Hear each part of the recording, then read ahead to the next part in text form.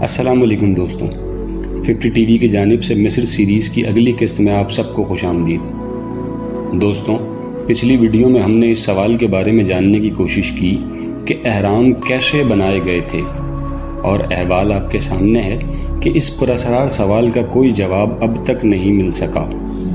تو آئیے اب اگلے سوال کی جانب چلتے ہیں کہ آخر یہ احرام بنائے کیوں گئے تھے۔ عام نظریہ یہ ہے کہ یہ فرعون راجاؤں کے مقبرے ہیں جہاں ان کی لاشیں رکھی جاتی تھیں، مگر ایسا لگتا تو نہیں ہے، کیونکہ آج تک کوئی ممی احرام سے نہیں ملی ہے اور نہ ہی کسی احرام میں کوئی مقبرہ۔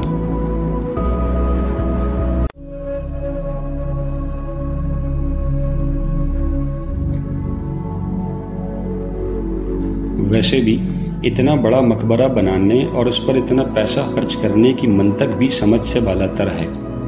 ان فرعونوں کے زندگی گزارنے کے محل ان احراموں سے کئی گنا چھوٹے اور کمزور تھے۔ اتنے بڑے اور عظیم الشان احرام بنانے کے لیے کسی بہت بڑے مقصد کا ہونا ضروری تھا۔ تو پھر آخر وہ مقصد کیا تھا؟ ویسے تو اس بارے میں بہت سے نظریات موجود ہیں، جن میں سب سے زیادہ دلچسپ خلائی مخلوق یعنی ایلینز کا نظریہ ہے، مگر ہم اس پر بات نہیں کریں گے، بلکہ ہم زیادہ لاجیکل جواب کی جانب دیکھیں گے، یعنی پاور تھیوری۔ قرین قیاس نظریہ یہ ہے کہ انسانوں کے ان اجداد کے پاس ہم سے زیادہ بہتر ٹیکنالوجی موجود تھی، اور انہوں نے یہ احرام بجلی کی پیداوار اور رسائی کے لیے بنائے تھے۔ جی ہاں، ان احرام پر اگر غور کیا جائے تو محسوس ہوتا ہے کہ کسی پاور جنریٹر کا کام دیتے ہوں گے۔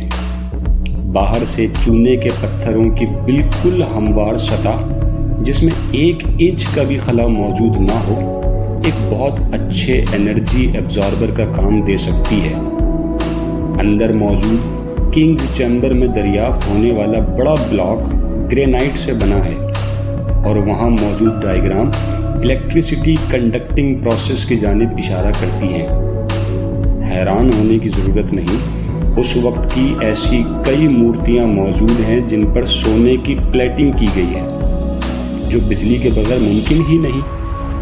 اسی طرح مصر کے بہت سے آثار قدیمہ پر موجود تصویریں کسی بجلی کی ٹارچ کی جانب واضح اشارہ کرتی ہیں۔